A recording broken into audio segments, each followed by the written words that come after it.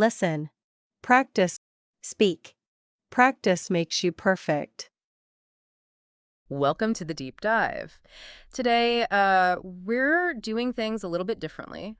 We're diving into the world of sales and marketing through a unique lens. Okay. You've shared a fascinating series of simulated conversations between a new sales manager and a marketing coordinator at XYZ Corp. hmm These conversations aren't just about industry trends.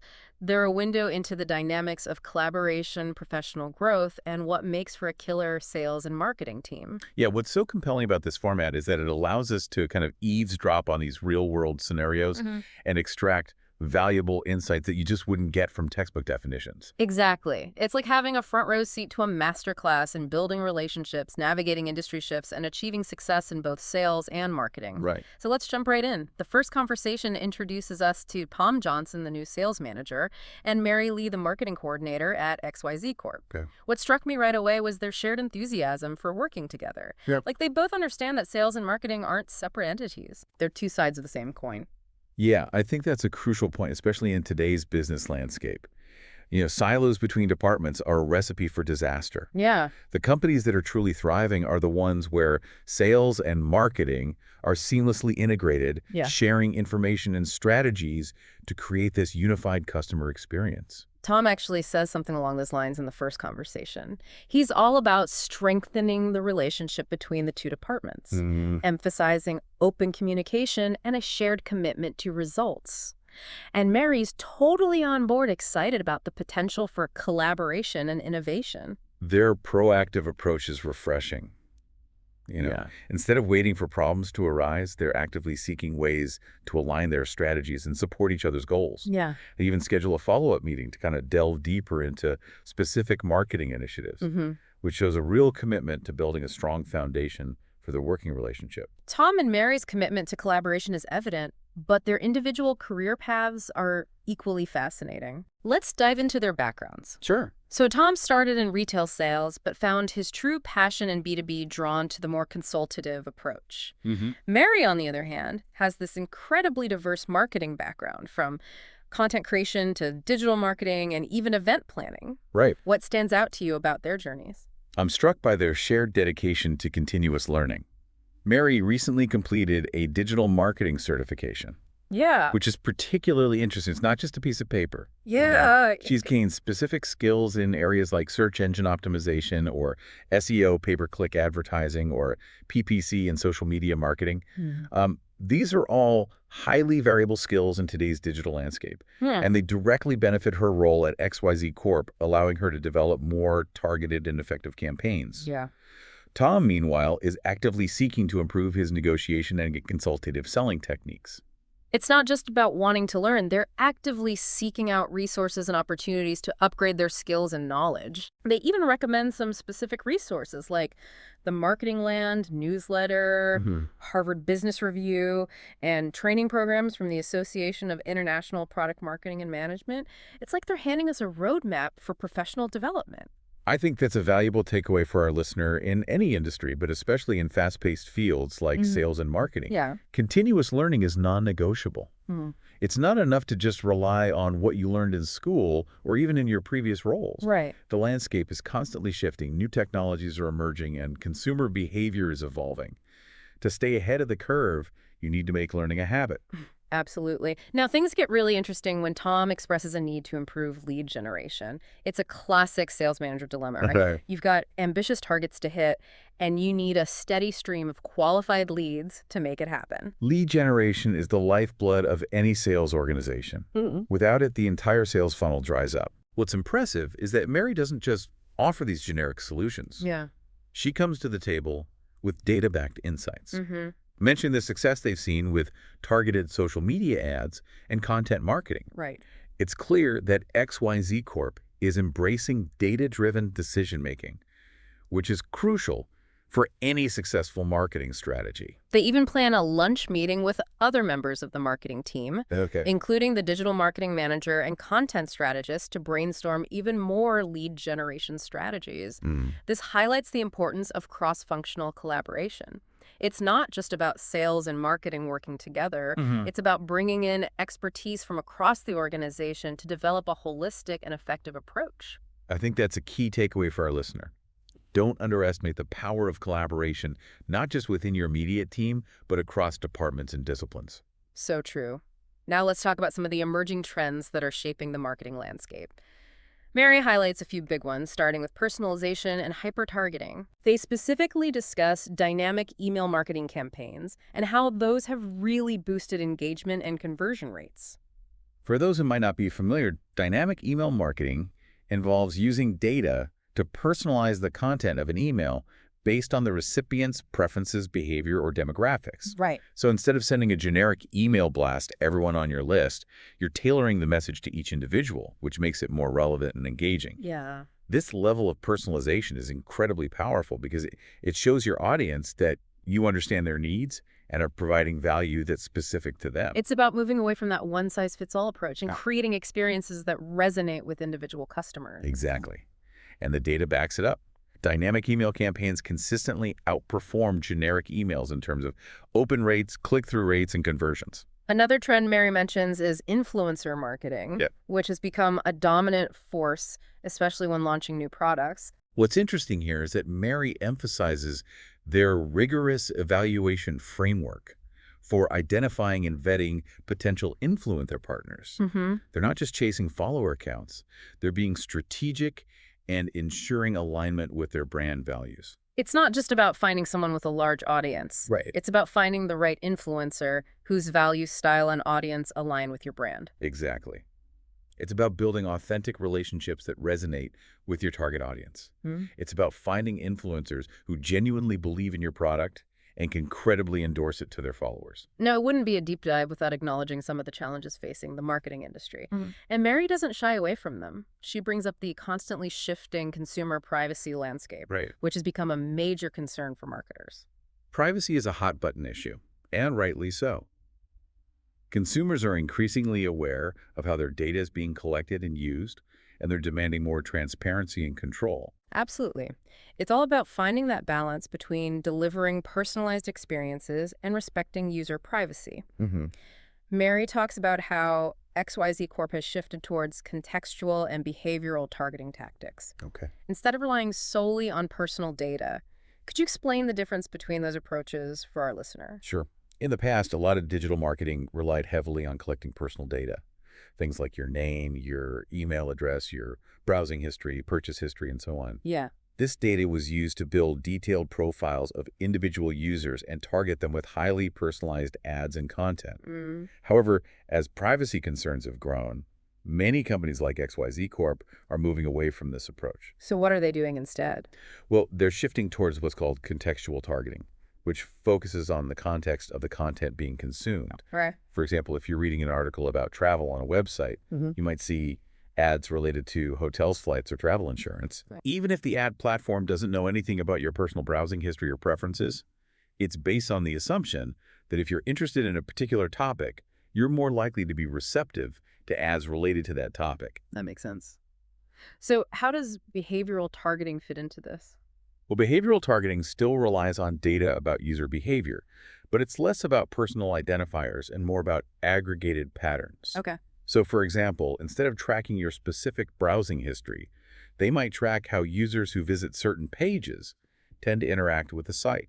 Do they click on certain links, watch certain videos, or spend a certain amount of time on specific pages? Yeah. This data can then be used to create audience segments based on shared behaviors, and those segments can be targeted with relevant ads and content. So it's a more nuanced approach that respects user privacy while still allowing for some level of personalization. Exactly. And it's becoming increasingly important for marketers to be transparent about their data collection and usage practices. Yeah. Consumers are more savvy than ever, and they're looking for companies that prioritize ethical data practices.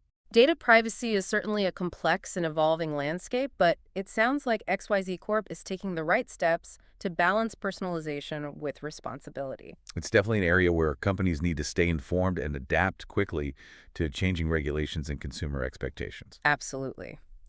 Now, there's another challenge that Mary highlights, and it's one that's close to our hearts here at the Deep Dive: the increasing importance of sustainability and social responsibility. Right. This goes far beyond just slapping a green label on a product or donating to a charity. Hmm. Mary explains how XYZ Corp has implemented robust programs and integrated their commitment to these values into their marketing campaigns. Yeah.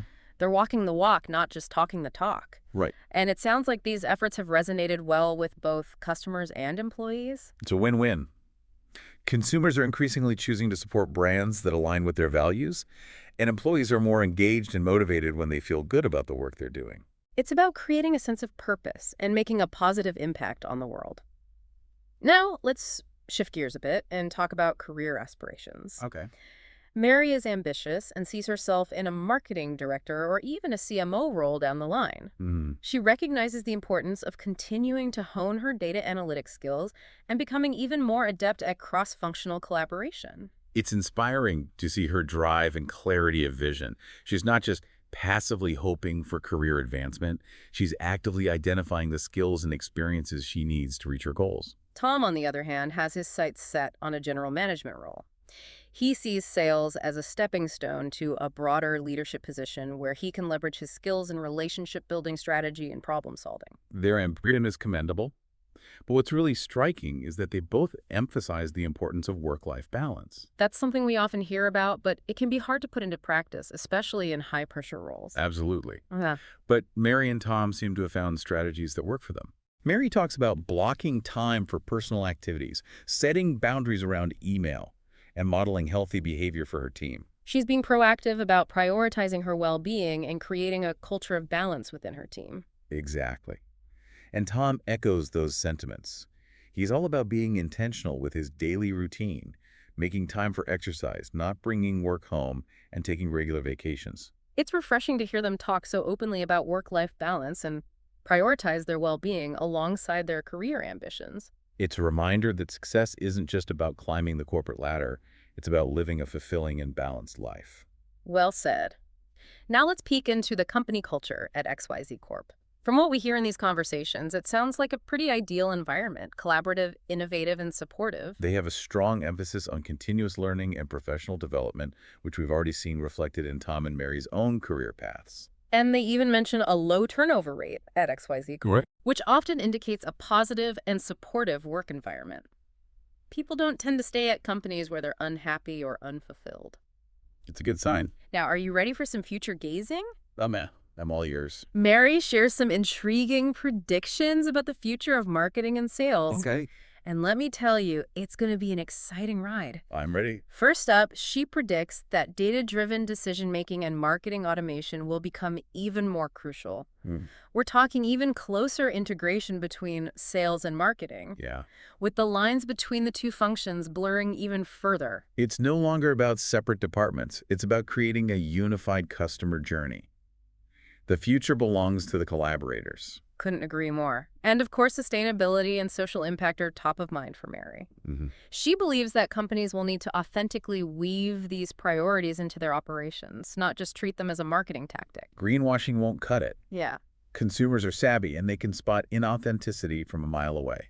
Exactly. Mary even predicts the rise of specialized marketing roles focused on sustainability, social impact, and ethical business practices. That's definitely a career path to watch. It highlights the growing importance of these considerations for businesses and how they need dedicated expertise to navigate this complex landscape.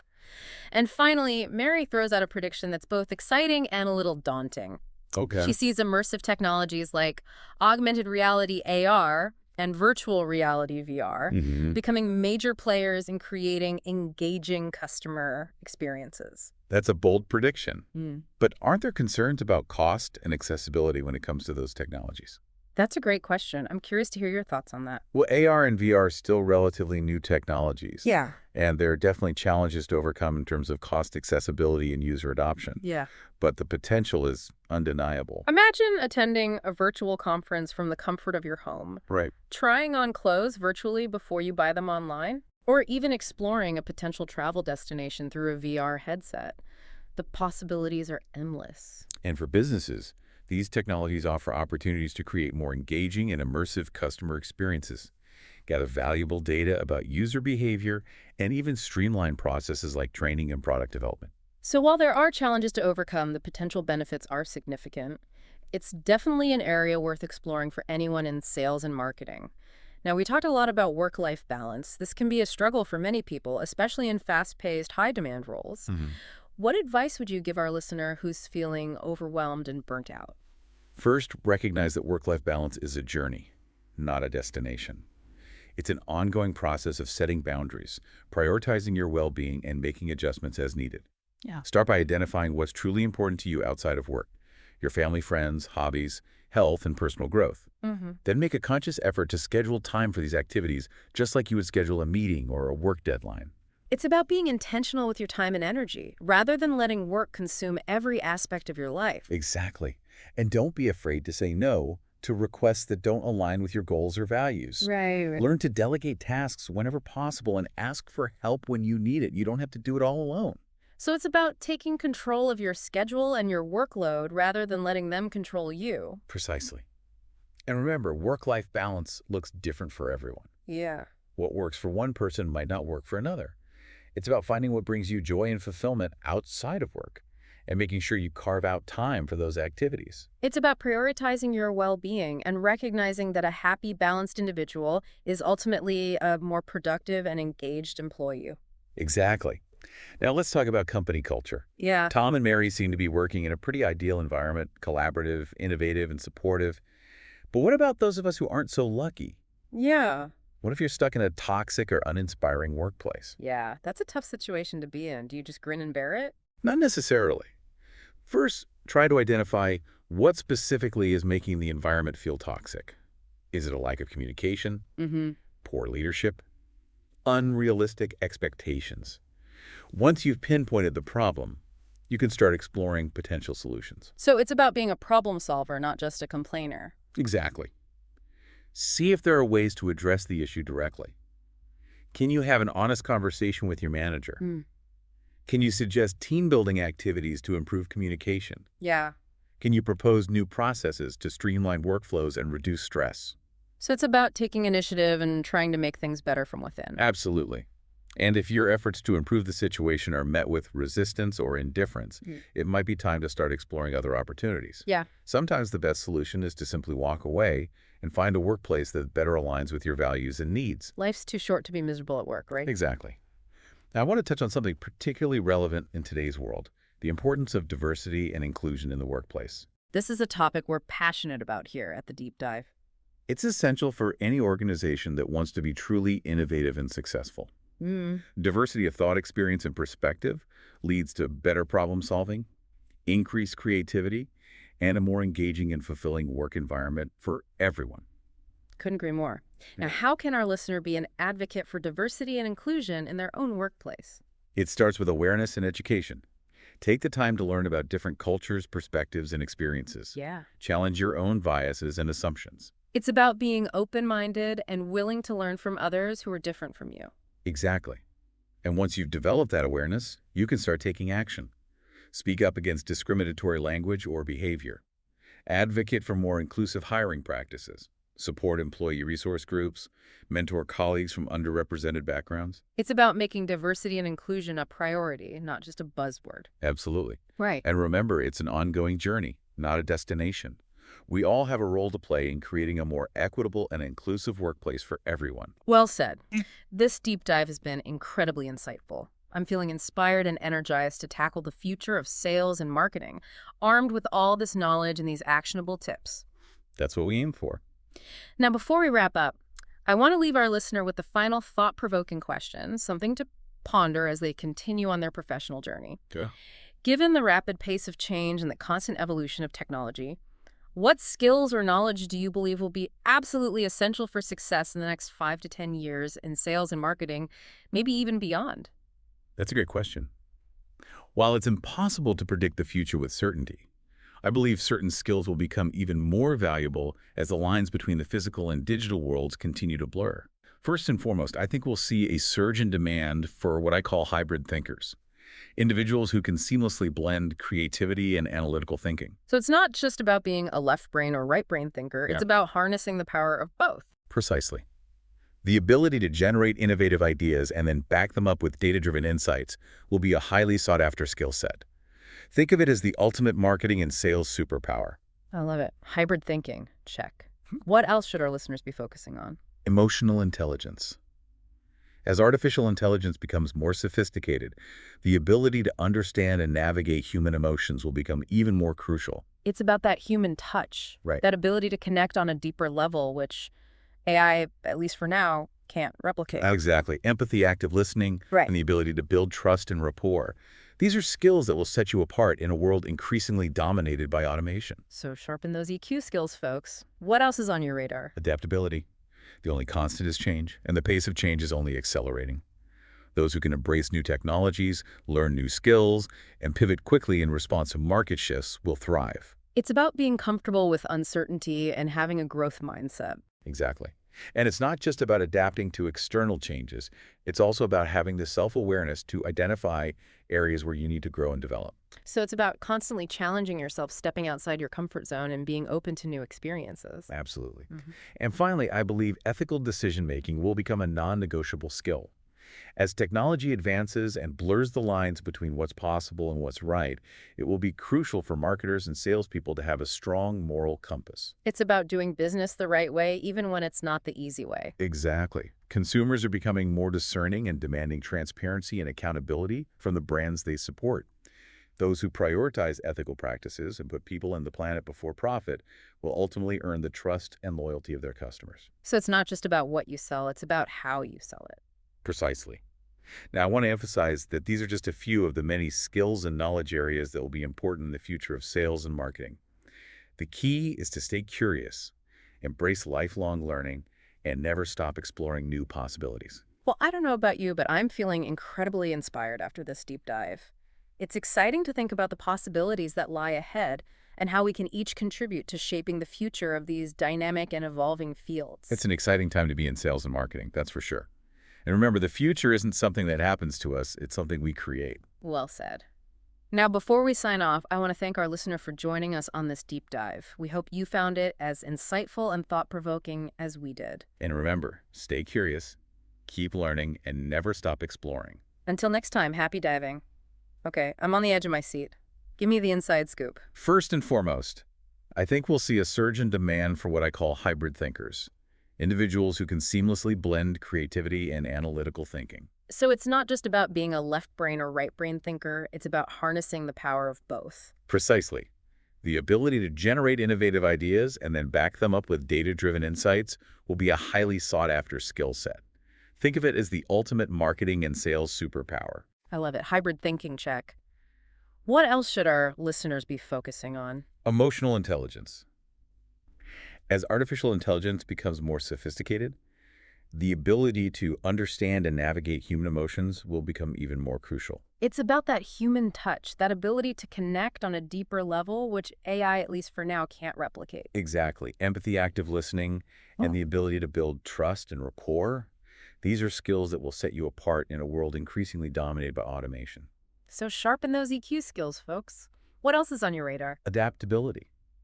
The only constant is change, and the pace of change is only accelerating. Those who can embrace new technologies, learn new skills, and pivot quickly in response to market shifts will thrive. It's about being comfortable with uncertainty and having a growth mindset. Exactly. Oh. And it's not just about adapting to external changes, it's also about having the self-awareness to identify areas where you need to grow and develop. So it's about constantly challenging yourself, stepping outside your comfort zone, and being open to new experiences. Absolutely. And finally, I believe ethical decision-making will become a non-negotiable skill.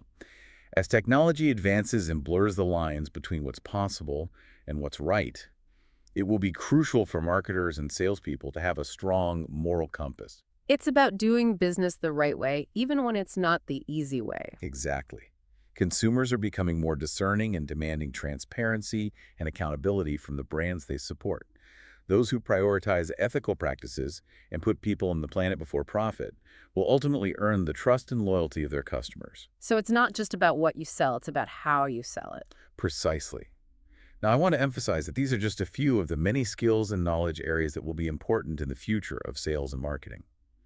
The key is to stay curious, embrace lifelong learning, and never stop exploring new possibilities. Well, I don't know about you, but I'm feeling incredibly inspired after this deep dive. It's exciting to think about the possibilities that lie ahead and how we can each contribute to shaping the future of these dynamic and evolving fields. It's an exciting time to be in sales and marketing, that's for sure.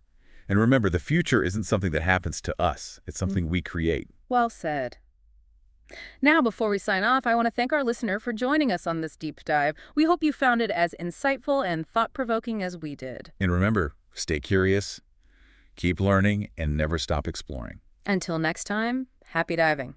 We get to see how these two roles interact and... Yeah, the dynamic between the two. I Exactly. think that's going to be really interesting to unpack. Yeah, and you know how they think about the relationship between sales and marketing, how to make it work, how to make it effective, and what they think is coming up in the future. Definitely, especially in today's landscape, things are changing so rapidly. So rapidly. So I think there's a lot to glean from these conversations. Yeah, and I mean, we've got some juicy stuff here. Yeah. We've got this, this marketing coordinator who's really proud of this rebranding initiative, and she kind of hints that it was really challenging. And then you've got this sales manager who actually, started in retail and somehow ended up in B2B sales. That's a big leap.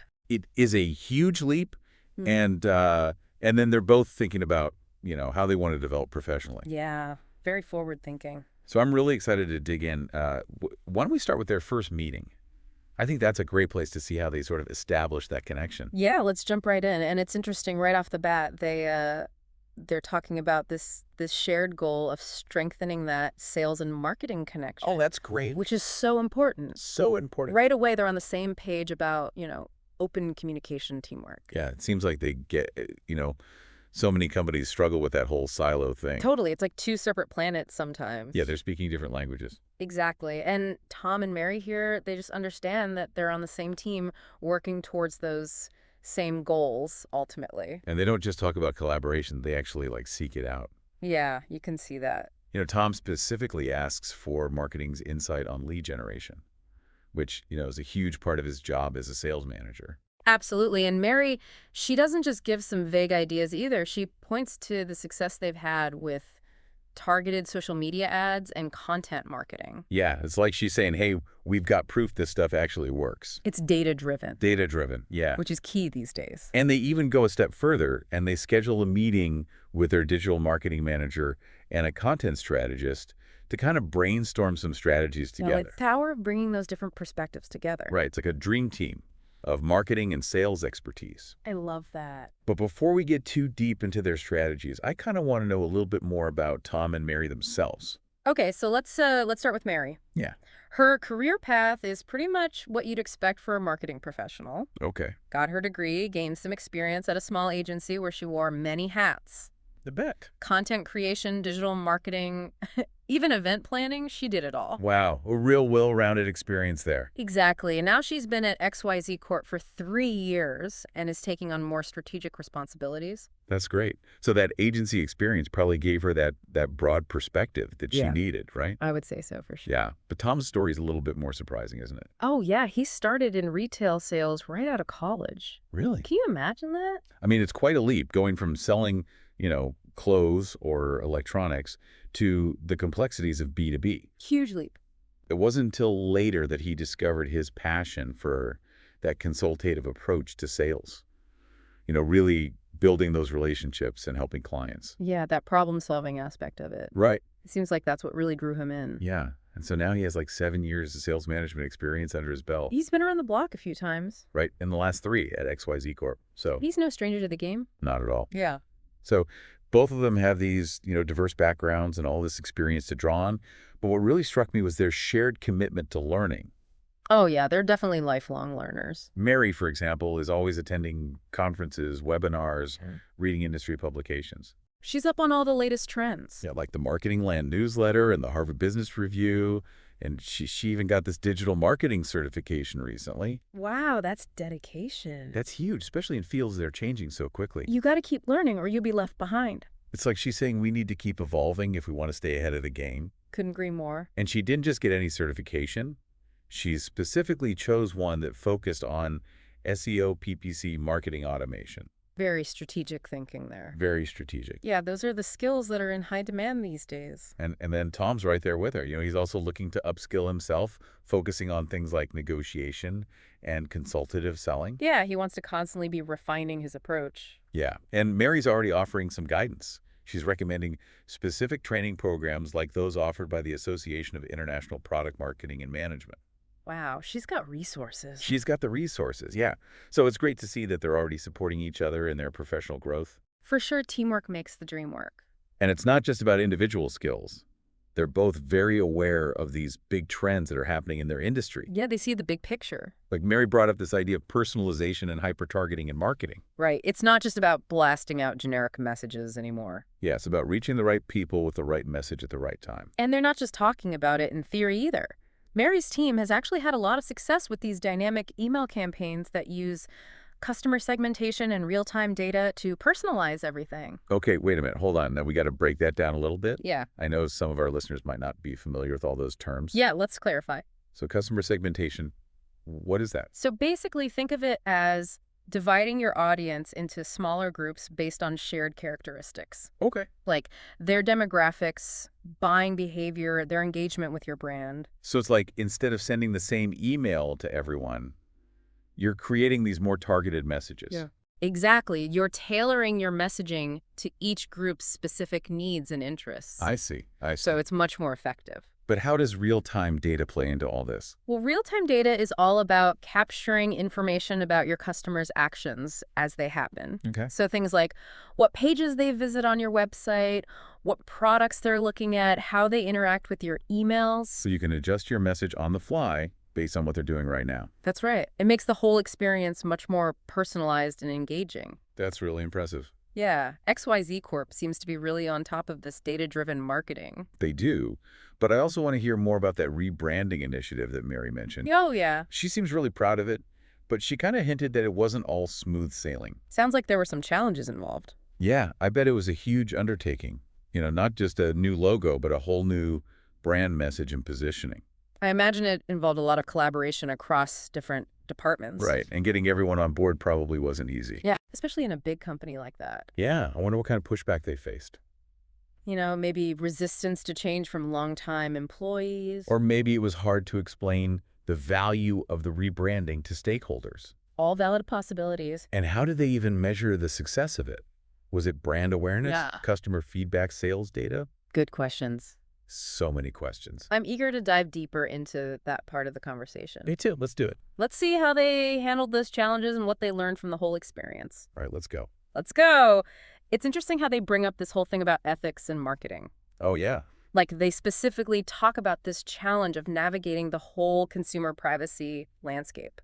It's a really tricky thing, right? Like, how do you balance, giving people these personalized experiences and respecting their privacy? Right. It's a fine line. It is. And I think a lot of companies are struggling with that right now. Oh, for sure. So I'm curious to hear how XYZ Corp is approaching it. Yeah, so it seems like they've become much more intentional about how they collect and use data. Okay. Mary mentions how they're really prioritizing transparency and consent. Right. So making sure that customers understand what data is being collected and how it's being used. Exactly, and why. Yeah, and why that's important. Yeah, people are a lot more aware of these issues now. Yeah, I mean, I know I personally get annoyed when I feel like my data is being used without my knowledge or consent. Oh, absolutely. So I appreciate companies that are upfront about it. Yeah, and it seems like XYZ Corp is going beyond just the basics. Okay. They're exploring alternative targeting tactics like contextual and behavioral targeting. Okay, those are some words I'm not super familiar with. Yeah, let's break those down. Can you explain those? Sure, so contextual targeting is all about placing ads on websites or within content that's relevant to the product or service. Oh, okay. So like an ad for hiking boots might appear on a website about outdoor adventures. So you're not necessarily tracking individual users, it's more about the content itself. Yeah. Okay, what about behavioral targeting? So behavioral targeting looks at user behavior on a website or app. Okay. Things like what pages they visit, products they view, searches they make. So you can kind of build a profile of their interests. Right, and then deliver more relevant ads based on that. So even though you're not collecting personal data like their name or email address, you're still able to target them based on their actions. Exactly. It's kind of a clever way to balance personalization with those privacy concerns. It is. It's very clever. So yeah, marketing is definitely evolving It is. to adapt to this changing landscape. And it's not just about data privacy. They also talk about this other big trend, which is sustainability and social responsibility. Yeah, huge topic these days. It is. And I think for good reason, consumers are really starting to care about a company's values. Oh, for sure. They want to support brands that are doing good in the world. Absolutely. And it seems like XYZ Corp is really taking this to heart. Okay. They're incorporating sustainability into everything. Content creation, event planning, even their supplier partnerships. So they're really baking it into the DNA of their business. Yeah, it's not just a marketing gimmick. Right. It has to be authentic. Exactly. I wonder if they've aligned with any specific ESG priorities. That's a good point because ESG, which stands for Environmental, Social, and Governance, Right. has become this framework for measuring a company's impact. Yeah. And it sounds like they are aligning with those key ESG priorities. And it's working for them. They're seeing positive customer resonance, Okay. increased employee engagement. So they're attracting customers who share their values, and they're also creating a more purpose-driven workplace for their employees. Win-win. It is a win-win. Yeah. But, amidst all this talk about company-wide initiatives, I'm kind of curious to shift gears a bit Okay. and talk about Mary and Tom's individual career aspirations. Yeah, let's get personal. Right, because we've got a good sense of their roles in the company culture. Yeah. But I want to know where they see themselves going in the future. Yeah. What are their dreams? Right, so Mary mentioned wanting to move into a more strategic leadership position. She's got big ambition. She does maybe a marketing director or even a CMO someday. Wow. The top of the ladder. And she's not just waiting for it to happen, she's actively preparing. Yeah, she's being very intentional. She's focusing on data analytics, cross-functional collaboration, getting that broader business perspective. She's building that toolkit for a leadership role. She is. And then Tom, he's thinking long-term about transitioning into a general management role. Interesting. Yeah, so his career path from retail sales to sales management has given him this really diverse set of experiences. Yeah, a unique perspective for sure. And, he's got this natural ability to build relationships, lead teams, think strategically. Sounds like a perfect fit for general management. It does, but it makes you wonder, how do they balance all this ambition with their personal lives? Right, because work-life balance is so important. It is, especially in these demanding roles. Yeah, it's easy to get burned out. It is. So I was really happy to hear them talking about the importance of it. Yeah, it's refreshing to hear. Mary talked about setting boundaries, prioritizing self-care, being mindful of her communication habits. Yeah, not being constantly plugged in. Right, and Tom echoed those sentiments. He talked about exercise, setting limits on taking work home, actually using his vacation time. Good for him. And it's great that they're both modeling those healthy behaviors for their teams. Leading by example. Yeah, exactly, because it sends a message that it's okay to take breaks. Yeah, you don't have to be a martyr. Right. You need to recharge and have a life outside of work. Absolutely. And it also makes me think about the role of company culture in all of this. Yeah, because it's not just about individual effort. Right. The company needs to create an environment that supports work-life balance. It has to be a priority. And it seems like XYZ Corp is doing that. They both talked about the collaborative and innovative environment. Yeah, they emphasize teamwork, breaking down silos. Right. Encouraging cooperation across departments. So it's a very supportive culture. It is. And they're really committed to learning and development. Yeah, they offer workshops, courses, mentorship programs. All sorts of things. Which is great for employee growth. And it makes people feel valued. Absolutely, like they're investing in their people. And let's not forget their corporate social responsibility efforts. Oh, yeah. They've got these robust sustainability and community engagement programs. Awesome. And it gives employees a chance to get involved. Yeah, make a difference. Right, and feel good about the work they're doing. It's that sense of purpose. It is. So it seems like XYZ Corp has really figured out how to create a culture that attracts and retains top talent. Yeah, they're ahead of the curve. They are. But, all this talk about company culture and employee engagement has me thinking about the future of work in general. Oh, yeah, because things are changing so rapidly. That traditional 9-to-5 office job is evolving, It's becoming a thing of the past for many people. and companies are having to adapt. They have to, or they'll lose out on the best talent. And it seems like XYZ Corp is really on top of that. They are, but what's even more intriguing is how these conversations shed light on the future of marketing and sales specifically. Oh yeah, they did touch upon some really interesting trends. Yeah, things that are going to shape the industry for years to come. I'm particularly interested in their thoughts on technology.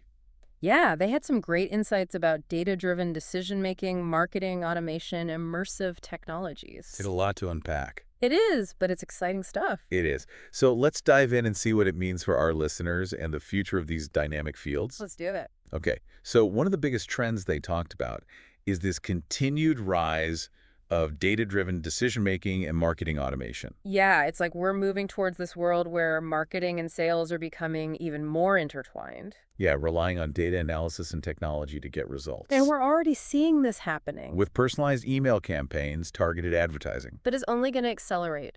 So what does this mean for the skills and roles that will be needed in the future? Well, it seems like sales and marketing professionals are going to have to become much more data savvy, Right. comfortable with technology. Yeah, and able to collaborate across those functional boundaries. It's almost like they'll need to be hybrids, Hybrids, yeah. blending their traditional skills with this deep understanding of data and tech.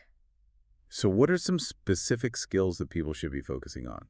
Well, for those in marketing, data analytics is huge. Okay. Marketing automation platforms, digital marketing strategies. Right. But what about scales? How will their roles change? Well, for sales professionals, it's all about being able to leverage data to understand customer needs, Okay. personalize their approach, demonstrate value. And they'll need to be comfortable using things like CRM systems and other sales enablement tools. Yeah, those tools are becoming essential. They are. But amidst all this talk about data and automation, I can't help but wonder about the human element. Yeah, will human interaction become less important? All right, are we all going to be replaced by robots? Well, while technology will definitely play a bigger role, Yeah. the human element is still crucial. Okay. Building relationships, understanding needs, providing those personalized experiences. Those are all human things. They require empathy, communicate, creativity. So it's not about replacing humans, it's about finding that balance, Right. the right mix of technology and human interaction. And that brings us to another trend that they discussed, which is the rise of immersive technologies. Yeah, things like augmented reality and virtual reality, It's like we're on the verge of this marketing revolution. where these technologies could completely transform how we experience brands. I mean, imagine brands creating these interactive, personalized worlds that you can step into. It's mind-blowing. It's not just about passive consumption anymore. Right. It's about active participation. And engagement. It's a whole new level of storytelling. And it's not just about the wow factor. No, AR and VR offer these incredible opportunities for things like personalized product demos. Virtual tours, Wow.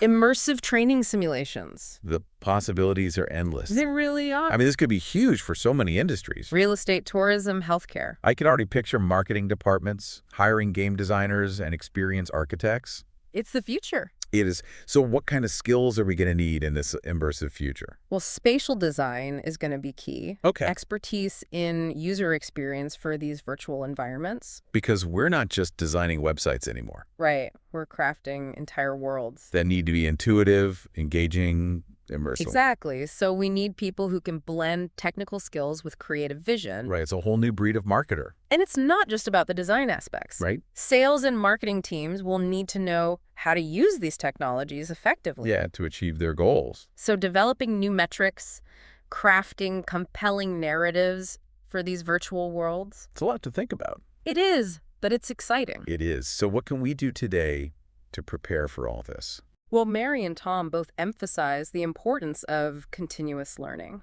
Right. Expanding your skill set. being proactive, embracing the unknown. Because the world is changing so fast. And if you're not learning, you're falling behind. It's true. So it's a really powerful message for all of us. No matter where you are in your career. This has been such an insightful conversation. I've learned so much. Me too. And it feels like we've only scratched the surface of all the trends shaping sales and marketing. There's so much more to explore. There is. But I'm eager to hear your final thoughts and see what takeaways we can offer our listeners as we wrap up this deep dive. Okay, let's do it. Okay, so as we wrap up this deep dive into Tom and Mary's conversations, what are some of the big takeaways for our listeners? Things they can actually apply to their own careers or businesses. Well, if we try to bring it back to everyone listening right now, A few key things really jump out. Like, first, that whole idea of embracing continuous learning, Yeah. making it a habit to stay on top of trends, playing around with new technologies, and never stopping that skill development. It's like they say the only constant is change. Right, exactly. And that's especially true in sales and marketing. Absolutely. So what else should our listeners keep in mind? Well, that second takeaway is all about collaboration, breaking down those silos within their organizations, building those open communication channels, and looking for those chances to work across different teams. Just like Tom and Mary did. Exactly. From the very beginning, their willingness to share ideas and learn from each other is a big reason why they seem so successful. It is. And finally, don't forget the importance of purpose. As consumers become more value-driven, those businesses that align their operations with sustainability, social impact, ethical practices, they're going to have a real edge. It's not just about selling a product or service anymore. It's about connecting with customers on a deeper level and contributing to a better world. Exactly. So as you reflect on all these insights, ask yourself, how can you incorporate these principles into your own approach? That's a good question. Whether you're a seasoned pro or just starting out, there's always room to grow, adapt, and make a real difference. There is, and I think that leads perfectly into my final thought-provoking question for everyone listening. I knew you'd have one. Of course. So, given how fast marketing and sales are evolving, how can you, as a professional or even just someone interested in these fields, start incorporating these trends into your own approach or your way of thinking about business? That's a big one. It's a call to action for all of us. So what are some concrete steps that our listeners can take? Well, don't just observe these trends from afar. Yeah. Actively look for ways to engage with them.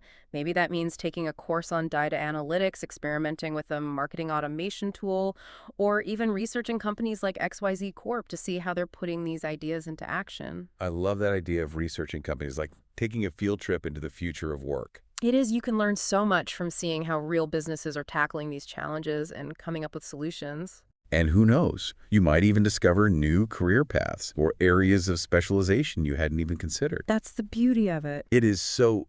To our amazing listeners, thank you so much for joining us on this deep dive into the ever-changing world of sales and marketing.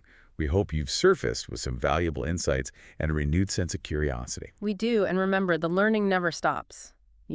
Keep exploring, keep learning, keep pushing those boundaries. So true. We can't wait to see what the future holds for all of you. Me neither. And until next time, happy deep diving.